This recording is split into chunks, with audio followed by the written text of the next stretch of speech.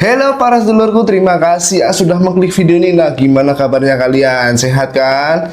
Ya, aku doakan supaya nih kalian sehat terus dan tidak pernah sakit. Nah, jadi pada kesempatan kali ini aku akan membawakan sebuah kasus kriminal lagi nih, Lur. Kasus kriminal ini terjadi di negara kita, yaitu Indonesia. Kasus apa sih itu? Jadi kasus ini menceritakan seorang perempuan cantik baik hati yang mempunyai cita-cita sebagai pendeta, tapi pas berjuang untuk menjadi seorang pendeta ini malah berakhir dengan sangat tragis. Dia dibunuh dan jasanya ini dibuang di semak-semak oleh lelaki yang cintanya ditolak sama dia, Lur. Ya, sebelum lanjut ke ceritanya, jangan lupa klik tombol subscribe ini terlebih dahulu, Lur. Dan tanpa berbasa-basi lagi, langsung saja kita masuk ke ceritanya. Let's go. Oke, Lur, tragedi ini menimpa seorang gadis berusia 24 tahun bernama Melindawati Zidemi atau yang biasa dikenal dengan nama Melinda. Jadi Melinda ini lahir dan besar di Pulau Nias, Sumatera Utara. Dan terus, Lur, dia ini tumbuhlah di lingkungan sederhana yang penuh dengan nilai-nilai kekeluargaan dan nilai-nilai keagamaan yang sangat kental sekali. Sehingga Melinda ini selama pertumbuhannya itu menjadi gadis yang lembut, penyabar, dan religius. Selain itu juga tentunya ya Melinda ini sangat aktif di kegiatan gerejanya, dan dalam kehidupannya pun dia menjadi sosok yang yang gampang bergaul. Jadi memang tidak heran bila dia ini mempunyai banyak teman dan sangat disenangi oleh orang-orang di sekitarnya. Nah, Lur, karena Melinda ini orangnya sangat religius dan aktif di kehidupan gerejanya, makanya dia ini mempunyai cita-cita nih untuk menjadi seorang pendeta. Hal ini karena pada kehidupannya Melinda ini ingin menggunakan hidupnya ini sepenuhnya untuk Tuhan. Udah baik, ramah, cantik, terus pinter bergaul, apalagi ditambah ingin jadi pendeta, udah menjadi orang yang sangat idaman sekali, ya nggak sih? Nah, terus, Lur, untuk mengejar cita-citanya ini pastilah dia ini harus belajar. Makanya pada saat itu Melinda berangkat ke Palembang untuk kuliah di Sekolah Tinggi Teologi Injil Palembang atau biasa disebut dengan STTIP. Ya, biar ilmunya biar dia ini semakin paham dengan ajaran-ajaran dia, biar ketika nanti dia mengajarkan kepada orang-orang itu tidak menyesatkan, dan supaya orang-orang ini tidak berbuat hal-hal yang merugikan orang lain.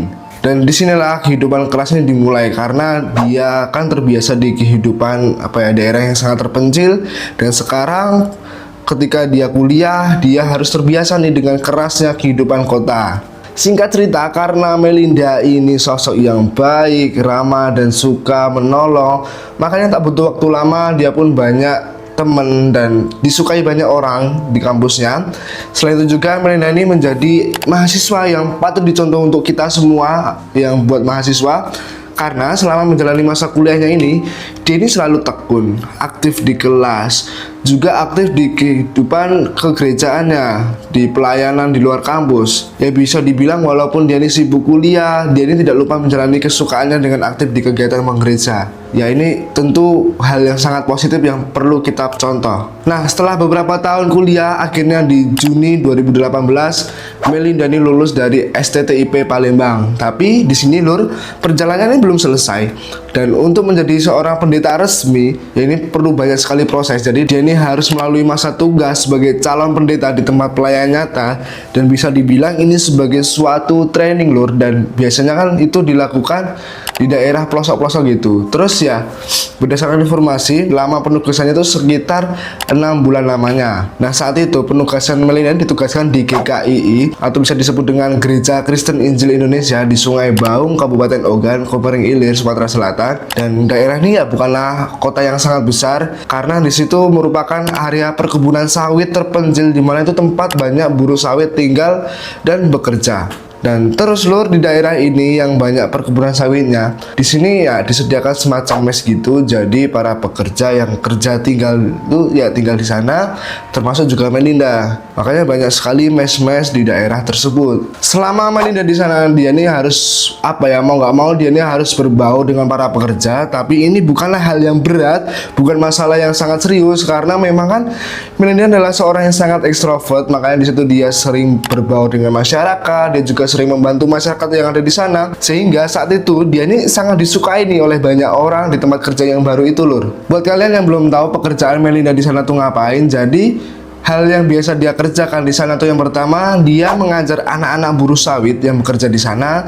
Selain itu juga dia sering memimpin ibadah kecil di mes maupun di kapel yang ada di sana. Dan yang terakhir itu, Melinda ini selalu menemani warga untuk ngobrol, kasih semangat, atau sekedar jadi tempat curhat buat mereka. Di situ sangat nampak sekali bahwa Melinda ini selalu menunjukkan dedikasi yang penuh. Pokoknya luar biasa lah. Dan fun fact-nya lur, sebelum dia berada di tempat ini, sebelum di tempat penugasannya itu, ternyata Melinda ini sudah tunangan dan berencana menikah dalam waktu dekat setelah masa penugasan ini selesai. Terus sekarang gini, kita tahu bahwa Melinda ini orangnya kan ramah, suka senyum ke semua orang. Ya bisa dibilang setiap ada orang lewat tuh dia langsung, ya Mas, mari. Makanya sangat ramah sekali.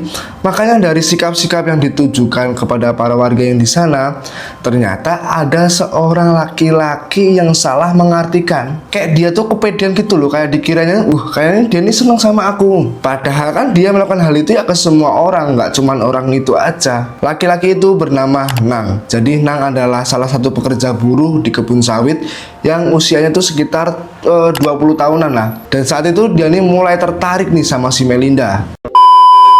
Terus makanya hari demi hari karena udah nggak kuat menahan rasa sukanya ini, makanya dia mulailah mengajak kenalan dengan si Melinda. Terus karena si Melinda ini kan orang yang sangat ramah dan tidak membedakan siapapun, makanya Melinda ya udahlah yuk kenalan gitulah. Makanya di situ saling mengenal satu dengan yang lain. Di situ Nang tentunya sangat seneng banget dan ini membuat dia pokoknya pede banget lah, dan dia tuh langsung cerita ke temen-temennya kayak, wah aku udah kenalan nih sama Melinda, kalian kapan? Nah singkat cerita, karena Nang ini kegeerannya luar biasa seperti yang aku bilang tadi, akhirnya pada suatu hari dia mengungkapkan perasaannya ke Melinda. Ya di situ tentu Melinda ini sangat kaget, tapi karena kita udah tahu ya, karena Melinda ini orang yang sangat baik hati, dia mencobalah menjelaskan secara baik-baik ke Nang ini kalau memang dia ini sudah punya tunangan dan akan segera menikah. Ya mendengar hal itu kecewa banget lah si Nang ini. Tapi ini tidak membuat Nang ini berhenti mengejar cintanya Melinda. Makanya hari demi hari dia ini selalu berusaha mengejar si Melinda. Dan di situ mungkin terlalu berlebihan, Melinda ini mulai risih dan pelan-pelan Melinda ini menjauhi si Nang. Dan disitulah lur letak tragedi ini dimulai. Nang yang saat itu karena sadar bahwa dia dijauhi, makanya dia ini mulai memiliki rasa dendam kepada si Melinda. Dan untuk membalaskan dendamnya tersebut, makanya Nang ini mengajak salah satu teman yang bernama Henry, yang salah satu pekerja buruh sawit juga. Di situ Henry ini langsung mengiyakan ajakan Nang dan mereka berencana untuk apa lur? Untuk memperkosa si Melinda di daerah yang mungkin sepi atau tidak ada orang. Singkat cerita, saat itu mereka berdua mulai mengintai si Melinda. Tapi di situ nampaknya mereka menemukan kesulitan, menemukan kesusahan untuk mencari celah karena Melinda ini selalu bersama dengan keponakannya yang saat itu juga adalah murid yang diajarnya di sana. Nama itu adalah Sinita. Jadi ya setiap hari ya bareng terus. Jadi memang mereka berdua ini tidak menemukan celahnya. Tapi di situ mereka nggak menyerah begitu aja. Dia mencobalah mempelajari jadwal kegiatan Melinda dari hari Senin sampai hari Minggu. Pokoknya dia pelajari semuanya. Dari hasil pengintaian mereka, pokoknya setiap Senin sore Melinda ini selalu keluar pergi ke pasar untuk belanja kebutuhan sehari-hari, dan ini tentunya menjadi celah Melinda untuk dieksekusi oleh mereka. Ya singkat cerita, Senin 25 Maret 2019 tepatnya pukul 16.00 Melinda keluar ke pasar untuk belanja kebutuhan sehari-hari. Terus Melinda ini berangkat ke Pasar Jati yang berjarak sekitar 30 menit dari kontrakannya, dan dia berangkat bareng sama Nita tadi menggunakan sepeda motor. Di situ ya mereka langsung si Henry dan Nang tadi langsung membuntuti Melinda. Tapi saat itu ketika di jalan dia kelupaan sesuatu karena dia lupa membawa tali karet yang nanti akan mereka gunakan. Akhirnya dia balik lagi dan minta tali karet yang dari ban itulah, kalian tahu yang dari ban itu yang disopin satu-satu, itu dia minta ke salah satu warga ya ada di sana. Dengan alasan apa? Dia minta dengan alasan untuk narik motornya yang sedang macet di kebun persawitan sana. Nah, terus lur, karena jalan menuju pasar ini melewati perkebunan sawit yang luas, Sinang dan Hendri ini mulai berencana untuk mencegat mereka di situ. Ya, skenarionya itu kurang lebih, pokoknya setelah nanti pulang baru dia cegat. Makanya di situ untuk mencegat si Melinda, mereka ini menyiapkan sebuah batang pohon yang sangat besar. Pokoknya dia palangkan di jalan biar ketika nanti si Melinda ini melewat, Melinda berhenti di situ. Setelah itu, setelah mereka sudah memalangkan pokoknya ya kayu besar gitu di jalan, Denny langsung bersembunyi di area kebun sawit untuk menunggu Melinda yang melewati daerah tersebut. Singkat cerita, sekitar pukul 17, Melinda ini pulang dari pasar dan rencana Nang dan Henry ini berhasil. Tapi pas itu Melinda merasakan hal yang aneh, kayak ada sesuatu yang bakal terjadi. Makanya dia ini memutuskan untuk putar balik. Tapi karena kondisi jalan yang saat itu berlubang, jelek, makanya Melinda dan Nita ini berhasil disergap sama Nang dan Henry di tempat itu. Dan di situ Nang dan Henry ini langsung menutupi muka mereka menggunakan sarung. Sebenarnya lur, saat kejadian Melinda ini sebenarnya sudah berusaha untuk berteriak, namun sayangnya kondisi jalan yang sepi dan di tengah hutan, jadi ya tidak ada yang mendengarnya. Di situ Nang langsung menyek Melinda biar si Melinda ini bisa lemas gitulah. Sedangkan si Henry tadi itu langsung menahan Nita dengan cara menali kedua tangan dan kakinya dengan karet ban yang tadi mereka minta dari salah satu warga. Henry juga saat itu membekap mulut Nita agar Nita ini tidak bisa berteriak, supaya dia tidak bisa meminta bantuan atau pertolongan dari orang luar. Tapi ya di sini Nita ini bukanlah target utamanya, karena target utamanya si Melinda. Jadi ya memang Nita tuh dibiarkan begitu saja. Setelah itu ya barulah si Nang dan Henry membawa Melinda ke kebun sawit tadi untuk menjalankan aksi bejatnya nih. Aksi bejat mereka yaitu dengan memperkosa Melinda. Tapi lur, karena Melinda ini sedang haid ya, rencana yang sudah direncanakan dari awal tadi ini gagal total. Mereka di situ sangat kecewa, sangat marah, dan mungkin ini membuat mereka melakukan aksi yang tidak terpikirkan oleh siapapun. Bahkan Nang dan Henry pun tidak memikirkan hal ini. Saat itu nggak tahu kenapa Nang dan Henry ini langsung memukul kepala Melinda dengan balok kayu sampai Melinda ini tidak bergerak. Entah di situ mereka sengaja atau tidak, tapi yang pasti setelah dicek Melinda ini ternyata sudah mengembuskan nafas terakhirnya. Setelah itu barulah jasadnya yang tidak berbusana ini disembunyikan oleh mereka di semak-semak, lalu ditutupi dengan daun dan kayu sawit. Sementara itu motor dan belanjanya dibiarkan begitu saja. Lalu ya mereka langsung balik ke kontrakannya seperti tidak terjadi apa-apa.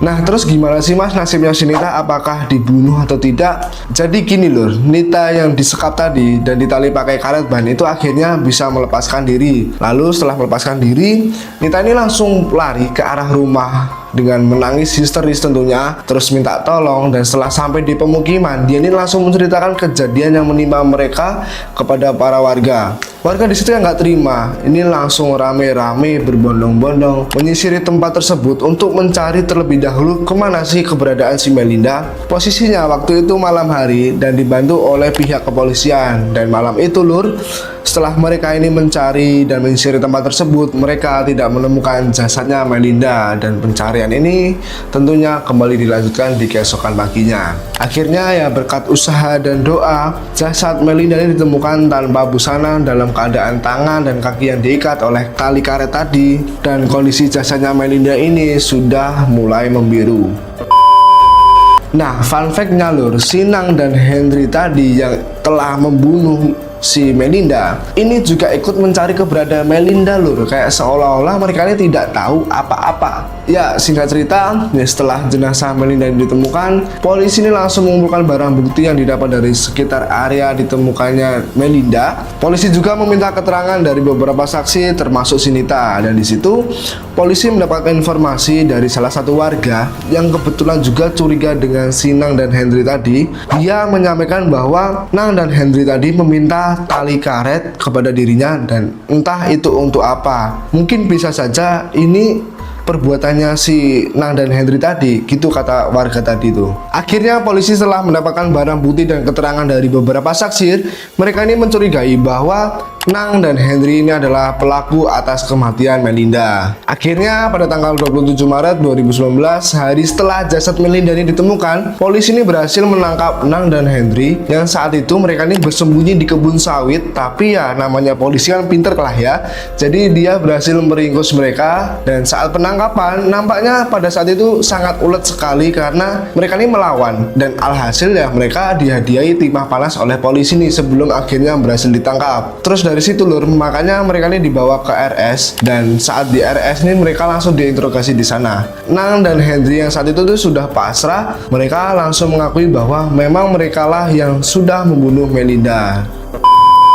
Ya, singkat cerita, saat proses persidangan yang dilakukan di Pengadilan Negeri Sekayu, Sumatera Selatan, Nang mengaku saat itu ya sakit hati lantaran cintanya ditolak. Pas itu juga dia dendam sekali gara-gara dikatai jelek sama Melinda. Tapi ya di situ banyak orang yang sangat tidak percaya nih sama si apa yang dikatakan oleh si Nang tadi, karena Melinda ini bukanlah orang yang seperti itu.